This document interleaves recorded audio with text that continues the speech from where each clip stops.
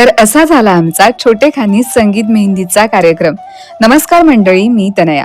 खर तर लग्न ठरण्या अगोदरच आमच्या प्लॅनिंगला सुरुवात झाली होती. अशा रील्स करायच्या, असे फोटोज काढायचे, असं डेकोरेशन करायचं. पण कसलं काय, सगळं प्लॅनिंग नुसार झालं असतं तर ते कोकणातलं लग्नच कसं म्हणावं ना. पण तरीही आम्ही मुलींनी मात्र प्रयत्न सुरू ठेवले आणि छोटेखानी संगीत मेहंदीचा कार्यक्रम अरेंज केला आणि त्यासाठीची प्रॅक्टिस मात्र 1 तासच करण्यात आली. आता तुम्हाला वाटेल रील्स मध्ये वगैरे आपण पाहतो तसा काहीसा कार्यक्रम करण्यात आला, तर नाही. आमचा उद्देश एकच होता की सर्वांनी एकत्र येऊन छान एन्जॉय करायचं. म्हणूनच नवरीची मेहंदी सकाळीच आटपली आणि आमच्या छोटेखानी संगीत कार्यक्रमासाठी तिला संध्याकाळी रेडी केलं. इकडे मात्र या हौशी कलाकारांनी मेहंदी काढण्यासाठी लाईन लावली आणि आमची मेहंदी आर्टिस्ट होती राधिका ताई. आणि अखेर आमच्या संगीत कार्यक्रमाला सुरुवात झाली. याचा शुभारंभ झाला शरयूच्या सुंदर गाण्यानं.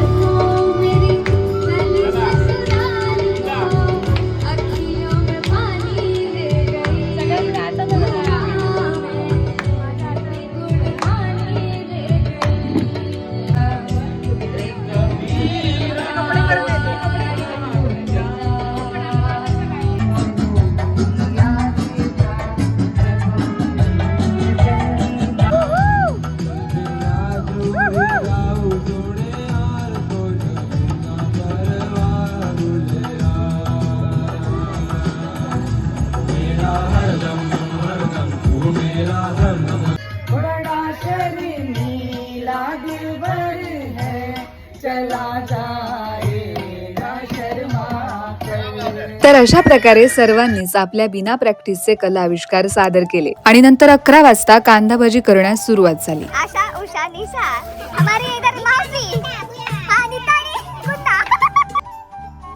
कांदा भजी मात्र अगदी झटपट पटापट रेडी झाली आणि आम्ही मात्र ताव मारण्यासाठी ऑलरेडीच रेडी होतो.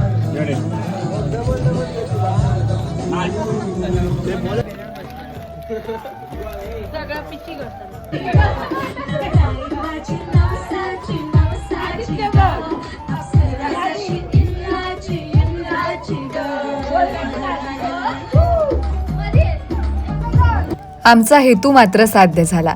बाकी एन्जॉय कसं केलं, कुठे केलं याला महत्व नाही, तर यात कुणासोबत एन्जॉय केलंय आणि किती केलंय याला महत्व आहे.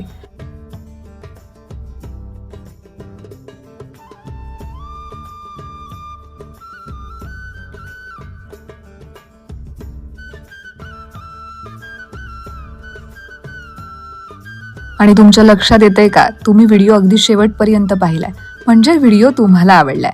त्यामुळे नक्की लाईक करा आणि आपल्याला फॉलो करा.